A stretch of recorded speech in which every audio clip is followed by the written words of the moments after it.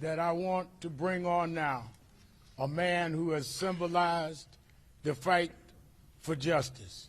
He didn't seek the role, but he rose to the occasion. America, for many years, didn't have someone to stand for us. The last 4 years, we didn't have an Attorney General's office that would even hear our cry. But we had been raised to believe that God always has a ram in the bush. And God has a way of taking the most humble of people and raising them up. We had an Attorney General in Black America that has represented these cases with the acumen and skill of one that was raised in the South but came to claim this nation in a new direction.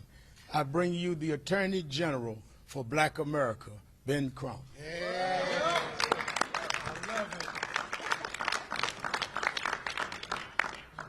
Thank you, Reverend Al Sharpton, not only for your mentorship, not only for being a great civil rights leader, but for being a moral authority, especially making sure no matter what happened, that we always maintained the moral high ground, knowing that we were on the right side of history as we fought for justice for George Perry Floyd Jr. Say his name. George Floyd. I am but a member of a great team of very talented attorneys. And I'm going to acknowledge there, yeah, we got the Omegas and the Kappas, Reverend Jackson, and the Alphas in here. I want to acknowledge these great group of lawyers and then the family members. 2 or 3 of the lawyers will address you. And then at that time, we will hear from the family members before we take any of your questions. I want to acknowledge a great lawyer from Chicago, Illinois, one of the best I've ever had a chance to work with, Attorney Tony Romanucci. I want to recognize my partner on the front line in this case, one of the best lawyers at Ben Onum. He hails from Atlanta, Georgia, Attorney Chris Stewart. Yeah. His law partner, Attorney Justin Miller. Attorney Madeline Simmons. A great Minnesota lawyers, Attorney Jeff Storms. Raise your hand, Jeff. Attorney Michelle Godot. And who else we got here? Anybody else? All right, we have Attorney Scott Masterson, who's not present. Attorney Pavani. I said Michelle. We got Michelle. All right. And just a great group of lawyers. And I want to let you know who we have present here with the family here in Minneapolis for this historic day. We have George Floyd's brothers. We have Philonise Floyd. We have Rodney Floyd. We have Brandon Williams, who's George Floyd's nephew, but was more like a son to him. They call him Woo back in the 3rd Ward. Woo, woo, woo, woo, woo, woo, woo. We have Keita Floyd, Philonice's wife.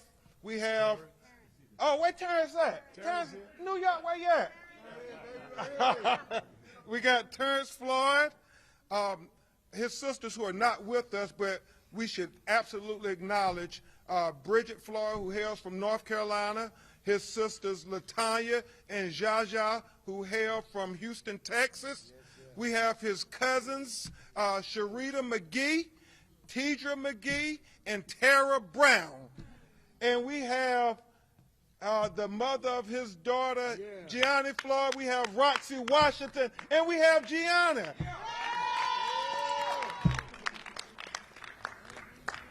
And so I'll make some brief remarks, and then we're going to have Attorney Stewart. Oh.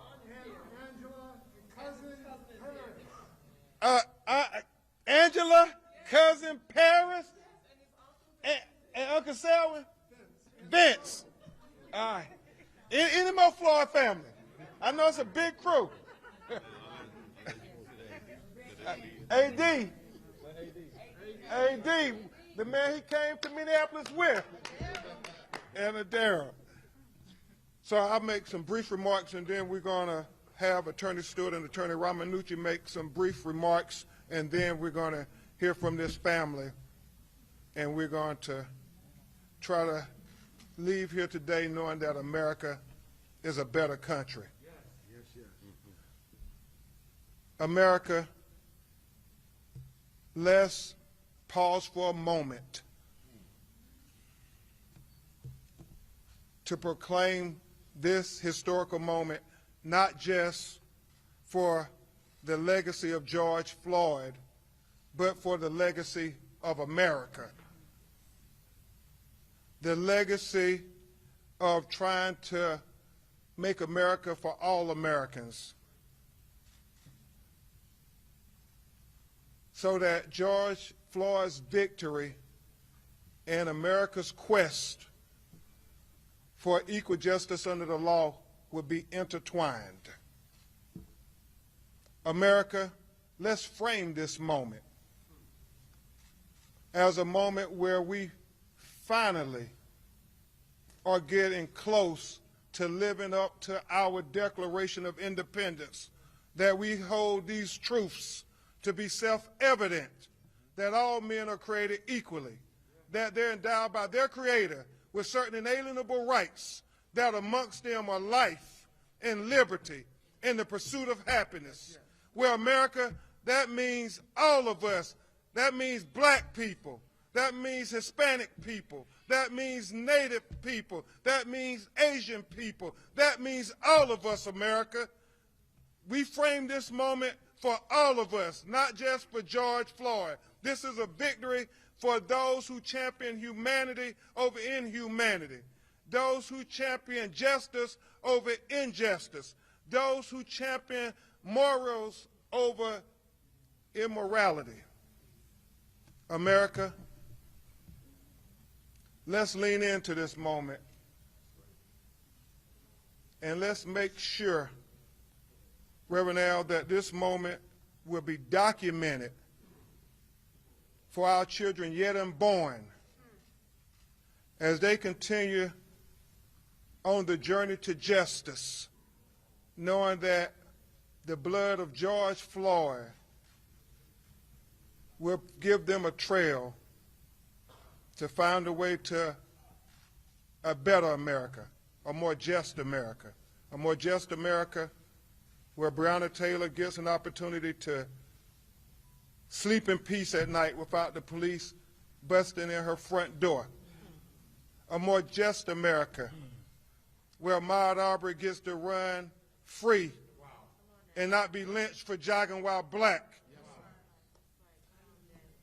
A more just America, where Jacob Blake and Anthony McLean and Walter Scott and Laquan McDonald and all these other black men, Terrence Crutcher, who was shot in the back while running away like Dante Wright was just a week ago, because for some reason, black men running away from the police is more dangerous than young white men who commit mass murders and walk towards the police with an assault weapon, Reverend Bryant, like Kyle Rittenhouse in Kenosha, Wisconsin. Wow. America, let this be the precedent. Yes. Let this be the precedent where we live up to the high ideals and the promises when we say liberty and justice for all.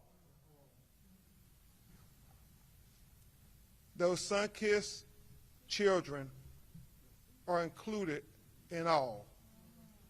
Those children who overcame slavery, the Middle Passage, the Dred Scott decision, Plessy v. Ferguson, Jim Crow, and his much smarter, wiser son, Jim Crow Jr., Esquire. Let this be the precedence where we overcome systematic racism and oppression, and that we are a better people, and we will leave our children a better world for us all. At this time, we will hear from a great lawyer, because nobody does this alone. It's always a team effort. And we have the lawyers, the preachers, the civil rights leaders, the education leaders, the activists. Let's give a big round of applause for the activists. Yeah, that's right. The people who stayed in the streets. That's right. The people who came nationally, but more importantly, the people who were here locally, who were standing up for George Floyd on 38th and Chicago Avenue, day in and day out. Silky, the people who wouldn't go home, wouldn't stay quiet. Reverend Jackson, the people who followed y'all example. Donna Williams. Donna supposed to be here. Donna. Yeah. So, we love you, Donna.